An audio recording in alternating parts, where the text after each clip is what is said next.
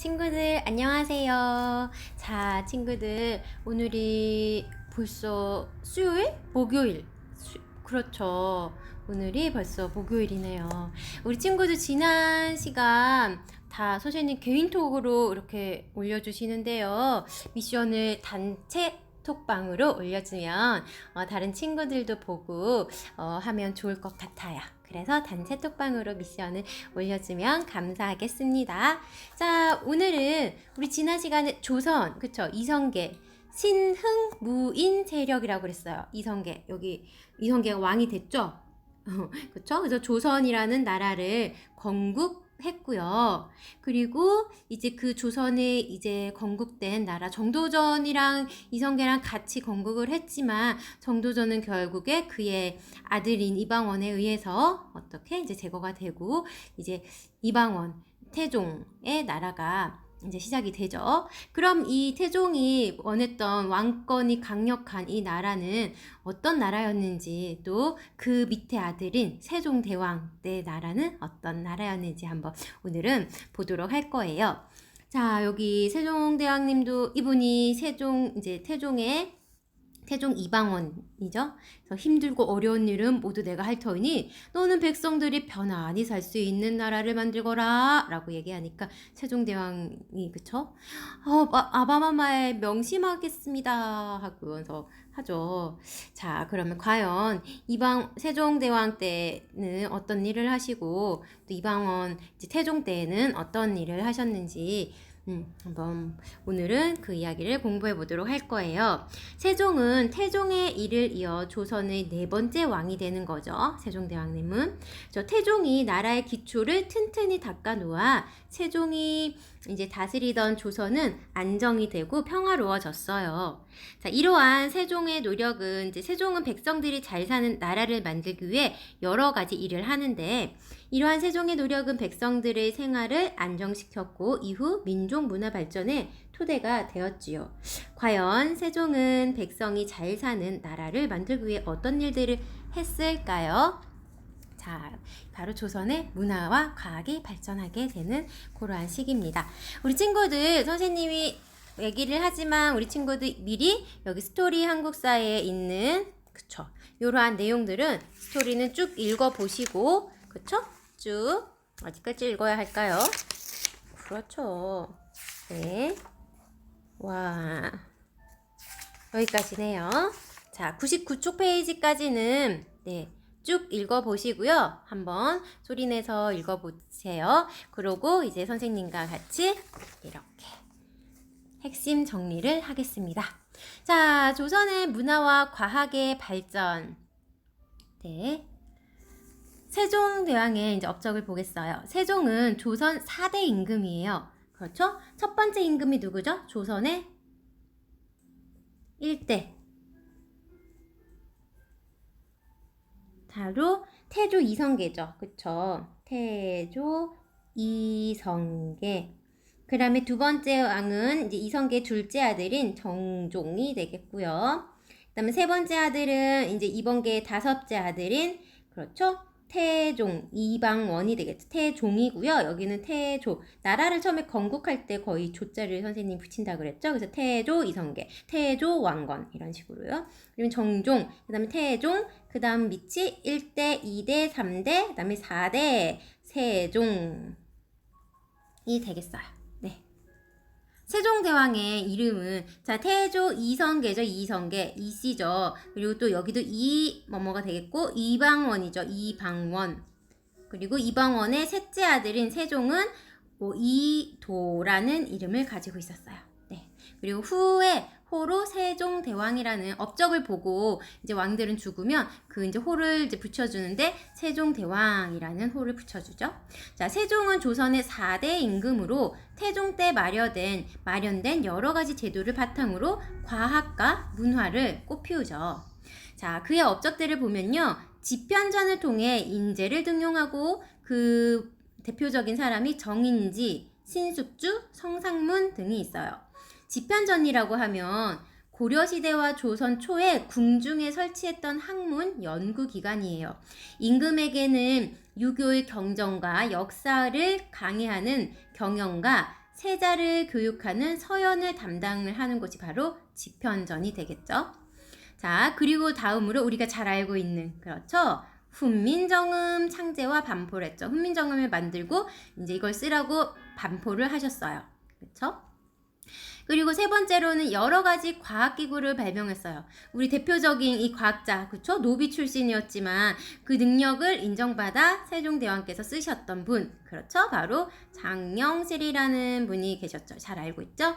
그래서 장영실을 등용하여 과학기구들을 발명을 하였고요. 그리고 다양한 편찬 사업도 했어요. 그러니까는 뭐 책을 만들었다는 거죠. 용비어천가, 삼강행실도, 농사직설, 네, 이러한 것들이 있는데 이 중에서 용비어천가는 한글 창제 이후에 처음으로 편찬한 책이라는 것에서 큰 의미가 있어요.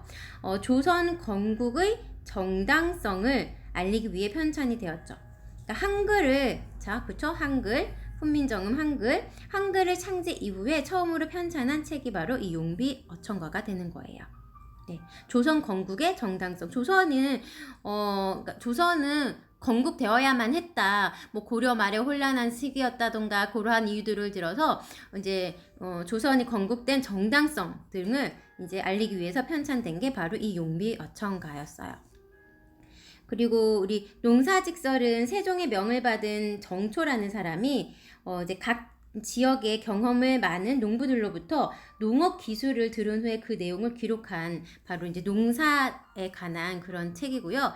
삼강행실도는 우리 이제 유교에 나오는 그러한 이야기로 이제 아녀자나 이제 뭐 자녀 이러한 이제 뭐 그리고 이제 아들 그리고 이제 신하들이 이제 해야 할 도리들이 여기 적혀 있어요.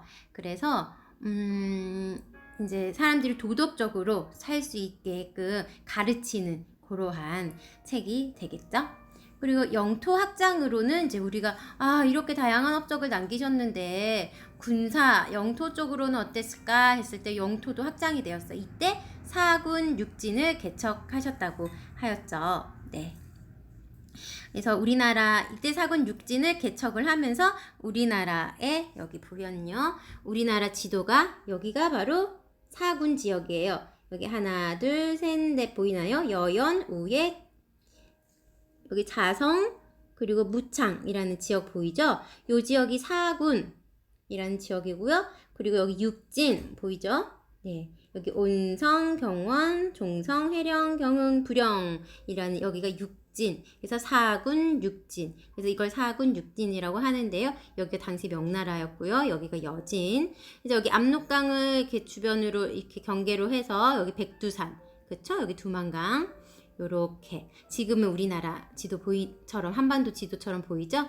예, 이때 이제 우리 한반도 지도가 거의 완성이 되는 거죠. 네.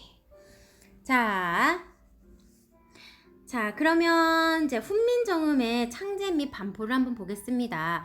훈민정음의 뜻은요, 우리가 한글이라고 알고 있는 이 말은 주시경 선생님이 후에 이제 그 세종대왕이 만드실 때는 훈민정음, 즉 뜻은 백성을 가르치는 바른 소리라는 뜻으로 훈민정음이라고 지어서 이렇게 창제를 해서 반포를 하셨고요. 이 나중에 이 훈민정음이 한글로 이름이 바뀌죠. 그래서 이 한글이라는 이름은 나중에 후에 주시경 선생님께서 이제 이름을 바꾸신 거예요. 네. 주시경 선생님이 한글이란 이름으로 바꿔서 이때부터 쓰게 되는 거죠. 예. 자, 그래서 만든 사람은 세종이 집현전 학사들과 함께 만들었다는 설이 가장 유력을 하답니다. 네. 자, 그리고 만든 이유는 중국 한자가 어려워서 배우지 못할 일반 백성이 억울한 일을 당하는 경우가 많았어요. 이제 우리가 그게 죄를 짓거나 무슨 억울한 일이 있거나 이러면 글을 써서 이제 재판관이라던가 그러한 마을 고을 즉 이제 수령이라던가 이런 사람들에게 전해주어야 되는데 일반 백성들은 중국 한자가 이 당시에 우리는 한자를 쓰고 있었잖아요. 근데 일반 백성들은 한자를 알지 못했어요. 일하느라 바쁜데 한자를 공부할 시간이 거의 없잖아요. 그래서 일반 백성들은 한자가 어려워서 배우지도 못하고 그러한 그래서 이제 억울한 일을 당하는 경우가 많았죠. 그리고 양반들이 글 좀 안다는 양반들이 막 이렇게 사기를 치는 경우도 있었고요. 자, 그래서 이렇게 만든 백성들을 사랑하는 마음이죠, 결국엔. 애민 정신에 의해서 이제 만든 이유가 되겠어요.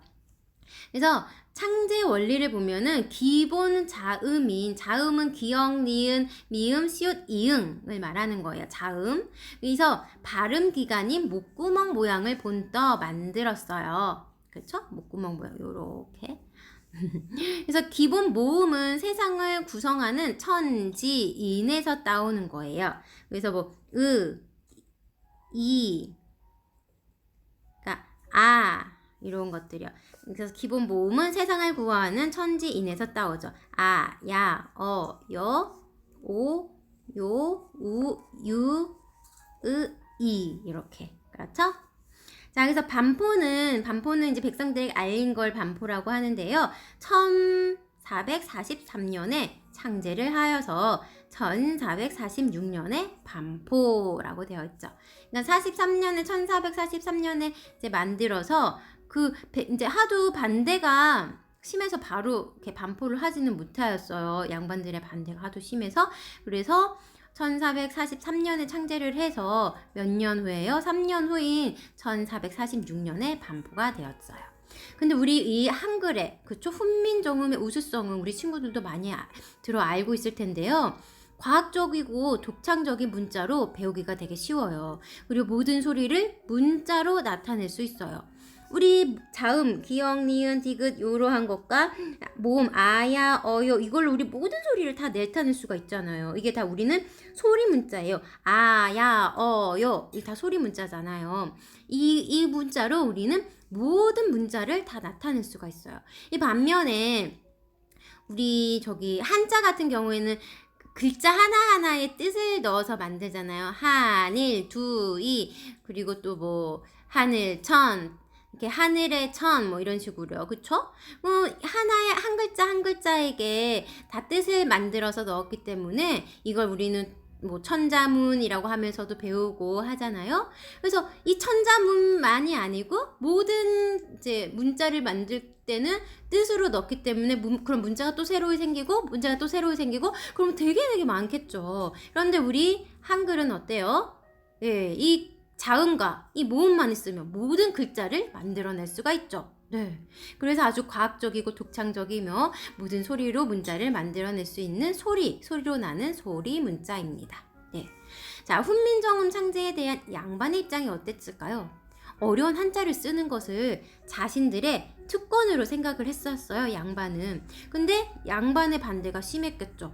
자, 이제 내가 백성과 다른 것은 내가 글을 알고, 내가 뭔가 얘보다 좀, 뭔가 뭐 하늘의 이치라든가 세상의 이치라든가 이러한 것들을 글을 알고 책을 많이 읽기 때문에 이러한 지식들이 많이 쌓여서 내가 좀 이 백성들과 다르다라고 생각했는데 이제 한글을 이제 반포가 되고 이제 쉬운 한글들이 만들어지면서 쉬운 한글로 된 책들이 나오고 그렇게 되면 이제 백성들도 글을 읽고 책을 읽고 지식이 쌓이고 그러면 자신과 별로 다를 게 없어지겠죠. 그래서 양반의 반대가 심했어요. 네. 그리고 사용 계층은 그래서 처음에는 평민이나 부녀자들이 주로 사용을 했죠. 양반들은 반대가 심했다고 하였잖아요. 그리고 창제의 의의는 이것을 만든 의의는 우리 이제 창제가 된 것을 우리 문자가 생겨 양반이 아닌 일반 백성도 글을 쓸 수 있게 되었다는 거죠. 네. 얼마나 고마운 일이에요. 선생님 한자 되게 어려워하거든요. 그런데 한자 되게 어려워하는데 정말 이 한글 너무 쉬워요. 그렇죠? 그래서 뭐 똑똑한 좀 머리가 안 좋은 사람도 3, 4일이면 다 배울 수가 있고 좀 똑똑한 사람이면 하루에도 우리 한글을 다 익힐 수가 있다라고 할 만큼 이렇게 쉽게 만들어진 우리 한글이라고 합니다. 자, 그러면 이번엔 과학기술로 넘어갈게요. 자, 과학기술은 세종은 우리가 잘 알고 있는 장영실과 그쵸? 노비 출신이었지만 능력을 인정받아 장영실을 이제 등용을 하죠. 그래서 장영실과 지편전 학사 등에게 과학기구를 만들게 하였어요. 원래 장영실은요, 사실은 세종 때부터 있었던 사람은 아니고요. 태종 이방원 때부터, 네, 태종 때부터, 태종 이제 이황원도, 장영실이 일을 되게 잘하고 손재주가 너무 좋아서, 얘를 되게 귀히 여기며 이제 일을 시키고 있었어요. 근데 이제 세종이 그걸 보아왔던 거죠. 그러니까 어렸을 때부터 장영실이 되게 일도 잘하고 그런 걸 보아왔던 거죠. 그래서 이제 자기가 왕이 되어서 장영실을 등용을 해서 이제 집현전 학사들과 과학기구를 만들게 한 거예요. 자, 그래서 다양한 과학기구의 발명으로 농사 및 백성의 일상에 도움을 주었어요. 자, 그럼 어떤 대표적인 과학기구들이 있는지 한번 볼까요? 추구기라는 거 있네요. 이 그림에서는 이렇게 생겼어요. 이제 추구기는 비의 양을 재는 기구인데요. 비가 오면은 여기 빗물이 이렇게 들어갈 거 아니에요? 그래서 여기에 이렇게 이제 표시가 되어 있어요. 단위를 표시하는. 그래서 여기에 채워지는 양을 보고 비가 얼마나 왔는지 그걸 우리가 비의 양을 측정을 할 수가 있었어요. 그리고 수표라는 거는 여기 그림에는 지금 없네요. 수표라는 거는 물의 높이를 재는 기구예요. 네. 그리고 앙부일구 여기 보이시죠? 네. 앙부일구는 해의 그림자로 시각을 알 수 있는 시계예요. 그리고 혼천의는 천체 우주의 운행과 위치를 관측하는 우주 관측기구, 그죠?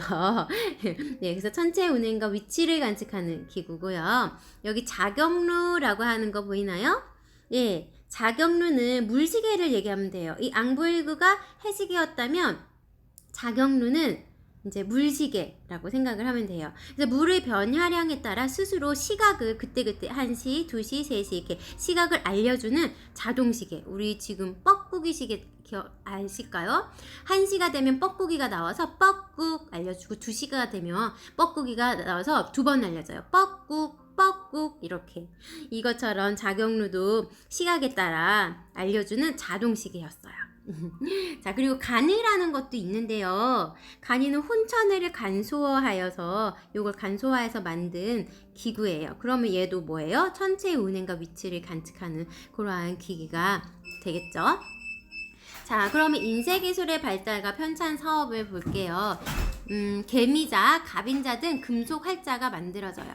요런 개미자, 갑인자는 이제 자예요. 우리 길이를 이제 잴 수 있는 그러한 자고요. 그리고 한꺼번에 많은 책을 찍어낼 수 있게 되었어요. 그동안에는 우리 이제 목판이나 이러한 것들을 찍어내서 어떻게 되었나요? 그렇죠. 찍어내기 힘들었겠죠. 네. 자, 그런데 이제는 인쇄 기술이 이제 발달하면서 이제 여러 가지 이렇게 모음과 자음 따로따로 이제 글자를 하나하나씩 한 판 한 판씩 이렇게 해서 요걸 조합해가지고 찍고 또 요거를 이제 또 다른 글을 쓸 때 요거를 또 조합해서 찍고 이렇게 하면 되잖아요. 근데 목판이나 하나의 인쇄판에다가 딱딱 찍어 놓은 건 이 책밖에 인쇄를 못 하겠죠. 그죠? 다른 내용을 찍으려면 또 다시 파야 되겠죠. 네. 근데 이제는 이렇게 글자 하나를 따로따로 놔서 이제 이것들을 이렇게 조합을 해서 하면 되겠죠. 특히나 한글 같은 경우에는 더 많이 찍어낼 수 있겠죠. 한자는 글이 너무 많아서 글자가 너무 많아서 힘들었겠지만 이렇게 한글은 모음과 자음만 있으면 그렇죠? 이렇게 모음과 자음만 있으면 이렇게 갖다 붙여가지고 조합을 해서 찍어낼 수가 있으니까요. 자, 이렇게 해서 조선 왕조실록, 경국대전, 악학괴범, 동국 여지승랑 등 다양한 이제 책들이 편찬이 되었어요. 네. 여기서 좀 생소한 게 뭐가 있을까요? 악학괴범이요? 악학괴범은 우리 악 하면 뭐가 생각나요? 그죠? 악기 생각나죠? 예, 그래서 이건 바로 음악책이에요, 음악책. 예, 음악책이라고 생각을 해주면 되겠습니다. 자, 그래서 조선 초기에 이제 또 대외 관계를 봐야죠. 그렇죠? 훌륭한 왕은 우리 영토도 지켜낼 수 있어야 해요. 그런데 세종대왕은 어땠어요? 4대 교린 외교를 실시했어요. 여기 명나라도 보이고요, 여진도 보이고요. 그렇죠? 여러한 이제 이러한 위에 있는 다른 나라들과 이제 외교 관계도 이제 펼치는데요. 보면은 여기가 원래 여진 땅이었거든요. 사군과 육진. 그래서 여진을 정벌해서 이 사군과 육진도 이렇게 다시 이제 우리 옛 고구려의 땅이었었죠. 여기도 이제 찾아오게 되었고요. 자, 그래서 세종대 압록강과 여기가 압록강, 유역과 두만강, 유역의 여진족을 몰아내고 사군에는 누가? 최윤덕이. 그리고 육진에는 누가? 김종서가 이제 세종의 명을 받고 가서 이렇게 찾아가지고 이제 옵니다. 설치함으로써 우리 땅을 만들고 옵니다. 그리고 또 이제 대마도에도 보면 세종 때 이종무가 대마도를 토벌하고 왜구를 물리쳤다는 내용도 있어요. 자, 이렇게 우리 오늘의 벌써 이제 핵심 정리를 다 했어요. 자, 그러면 우리 한국사 빈칸으로 확인하기 문제도 해볼까요? 세종 때 농업을 장려하기 위해 전국의 경험 많은 농부들로부터 들은 농업 기술을 정리한 책을 우리는 땡땡땡땡이라고 해요. 그쵸? 니은, 시옷, 지읒, 시오, 땡땡땡땡을 편찬했죠? 자, 그래서 농업 기술이니까 농사 땡땡이라고 생각하면 좋겠네요. 자, 뭐뭇은 백성을 가리치는 바른 소리란 뜻으로 세종이 창제였죠. 그쵸? 훗날 한글이라고 이름이 바뀌지만 뭐죠? 이렇게. 그렇죠. 히읗, 미음, 지읒, 이응. 그쵸? 세종 때 만들어진 땡땡땡땡은 해시계. 그쵸? 해시계, 땡땡은 물시계이다. 오, 그러면 그쵸? 아이고, 선생님이 뒷글자 써버렸네. 앙부일구는 해시계, 물시계는 뭘까요? 예, 자경루가 되겠습니다. 자, 그럼 세종 때 압록강과 두만강 유역에 이제 여진족을 몰아내고 무엇을? 사군과 육진을 설치하였다. 자, 우리 친구들 모두 큰 소리로 맞춰주었을 거라고 생각하고요. 자, 이제 뒤에 한국사 검정 능력 시험 문제를 풀어볼 건데요. 네. 자, 안 푸신 분이 있다면 얼른 풀어보고 강의를 잠깐 멈춤해놓고 풀어보고 그러고 나서 선생님과 같이 풀이를 하도록 하겠습니다. 그럼 10분 쉬었다가 문제풀이 동영상 들어주세요. 우리 친구들 역사는 즐겁다. 머리에서 가슴으로.